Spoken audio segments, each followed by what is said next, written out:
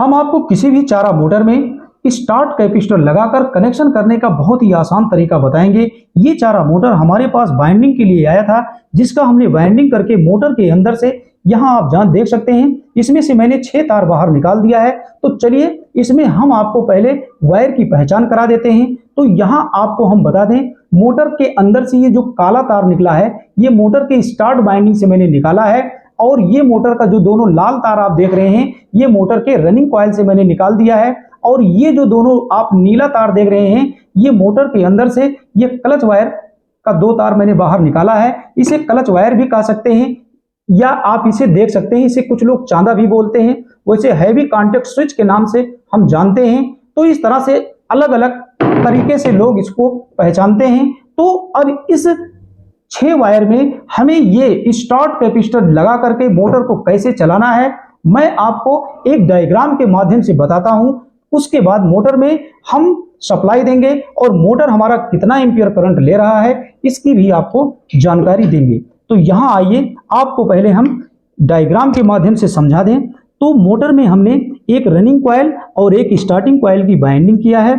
अब यहाँ पर आप देख सकते हैं कनेक्शन के रूप में एक हमने स्टार्ट कैपेसिटर लिया है, और यहाँ पर अभी जो हमने आपसे बताया कुछ लोग चांदा कहते हैं और कुछ लोग हैवी कांटेक्ट स्विच, हमने यहाँ पे हैवी कांटेक्ट स्विच लिख दिया है। तो इसका 2 तार होता है, और मोटर को मैंने न्यूट्रल और फेज की इसमें सप्लाई दिया है। तो इस तरह से इसका कनेक्शन कैसे करना है यहाँ आप देखेंगे, एक रनिंग और एक स्टार्टिंग तार को मैंने जब आपस में जोड़ दिया तो ये बन गया इसका कॉमन वायर। अब यहाँ आप देखेंगे रनिंग और स्टार्टिंग का जो 2 तार यहाँ बच रहा है इसका स्टार्टिंग वाला तार आपको जोड़ देना है स्टार्ट कैपेसिटर के किसी एक तार से, और रनिंग से आपको 2 वायर निकाल लेना है। एक आपको जोड़ देना है हैवी कांटेक्ट स्विच से और दूसरे पर आपको दे देना है फेज सप्लाई। तो इस तरह से यहाँ फेज यहाँ न्यूट्रल देना है, जिसका प्रैक्टिकली अध्ययन मैं आपको यहाँ करके दिखाता हूँ। यहाँ आप देखेंगे ये रनिंग का तार है और ये स्टार्टिंग है। तो इन दोनों वायर को आपको ऐसे आपस में एक माने एक तार रनिंग का और एक स्टार्टिंग का ऐसे मिला देना है। तो ये इसका बन जाएगा कॉमन वायर। अब हम आपको बता दें इसमें आपका एक रनिंग का और एक क्लच का, जिसे आप चांदा कहते हैं या हैवी कांटेक्ट स्विच कहते हैं, इन दोनों वायर को आपस में जोड़ देंगे।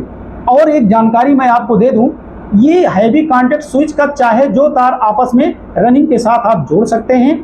अब इसमें बचा क्या, स्टार्टिंग का एक तार बच गया और एक तार आपका बच गया क्लच का, जिसे हम हैवी कांटेक्ट स्विच भी कहते हैं। अब ये दोनों तार आपको जोड़ देना है अपने स्टार्ट कैपेसिटर से, और आप यहाँ देखेंगे स्टार्ट कैपेसिटर में 2 तार है, इसका चाहे जो तार इसके चाहे जो तार से जोड़ देना है। तो चलिए हम इसको यहाँ पे जोड़ देते हैं। ये हमारा जुड़ चुका है तार। अब हम आपको बता दें कि मोटर के कौन कौन से वायर में आप सप्लाई देंगे। तो यहाँ आप जान लीजिए, आपको मोटर के रनिंग कॉइल में सप्लाई देना है, अर्थात इन दोनों लाल वाले तार पे सप्लाई देना है। तो यहाँ सप्लाई देने के लिए हम अपने पास ऐसे एक मेन लीड रखे हैं। अब इसका एक तार, ये जो मैंने रनिंग से और स्टार्टिंग का एक तार आपस में जोड़ा था जिसको मैं कॉमन बनाया हूँ, यहाँ आप मेन लीड का एक तार ऐसे जोड़ देंगे, और ये मेन लीड का आपको दूसरा तार कहाँ जोड़ना है, ये क्लच वायर और ये रनिंग तार जो आपस में जोड़ा गया है, यहाँ पर आपको मेन लीड का दूसरा तार जोड़ देना है। तो इस तरह से मैंने कनेक्शन इसमें कर दिया है। अब हम देख लें हमारे बोर्ड में सप्लाई आ रही है। तो अब हम मोटर में सप्लाई देंगे और इसका एम्पियर चेक करेंगे कि मोटर हमारा कितना एम्पियर करंट ले रहा है। तो यहाँ पर चलिए पहले मोटर को चला के यहाँ देख लेते हैं। तो आप यहाँ देख सकते हैं कि मोटर हमारा चल गया है। अब हम आपको दिखा दें, मोटर इस समय हमारा क्लेमीटर ऑफ है। हम इसको एम्पियर वाले रेंज में सेलेक्ट कर लेंगे। तो यहाँ आप देख सकते हैं हमने एम्पियर वाले रेंज में सेलेक्ट कर लिया है, और मीटर हमारा इस समय 00 बता रहा है। तो अब हम इसमें देखेंगे कि हमारा ये चारा मोटर कितना एम्पियर करंट ले रहा है।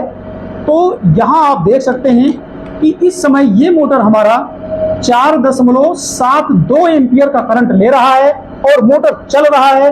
तो मेरे ख्याल से आपको स्टार्ट कैपेसिटर लगाकर चारा मोटर का कनेक्शन करना आ गया होगा। Thank you.